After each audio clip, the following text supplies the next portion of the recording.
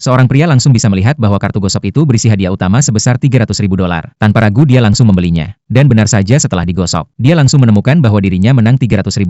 Melihat tatapan kagum dari wanita cantik di sampingnya, pria itu langsung merasa sangat senang. Lalu dia membantu wanita itu memilih beberapa kartu gosok juga. Setelah wanita itu membeli pilihan pria tersebut, dia langsung tidak sabar untuk menggosoknya. Hasilnya pun mengejutkan. Dia juga menang hadiah. Bahkan setelah menggosok beberapa kartu lagi, semua kartu ternyata berisi hadiah. Wanita itu sampai merasa dirinya sedang bermimpi. 2 hari sebelumnya, pria ini masih jualan di pinggir jalan antik. Namun tiba-tiba petugas datang melakukan razia. Melihat itu pria tersebut buru-buru kabur. Namun tak sengaja menabrak seorang pria asing. Dan batu giok kuno yang dibawa pria asing itu langsung menghantam matanya. Dalam sekejap pria itu merasa ada energi masuk ke dalam matanya. Lalu dia pun pingsan. Saat sadar kembali, dia mendapati bahwa dia bisa melihat tembus dinding. Saat itu dia langsung sadar bahwa dirinya punya kemampuan tembus pandang. Dia pun buru-buru pulang untuk memberitahu wanita cantik itu. Tapi begitu masuk rumah, dia melihat wanita itu sedang diganggu oleh pemilik kontrakan. Tanpa pikir panjang dia langsung menyelamatkannya. Setelah itu wanita itu pun meminta agar mereka pindah rumah bersama. Namun saat mencari tempat tinggal baru, semua harga sewa terlalu mahal. Saat mereka sedang bingung karena tak punya uang, pria itu melihat sebuah toko lotre di dekat sana. Mengandalkan kemampuan barunya, dia langsung menarik wanita itu masuk dan memilih 2 kartu gosok yang pasti menang. Saat itu dia melihat ada satu kartu berhadiah $300.000.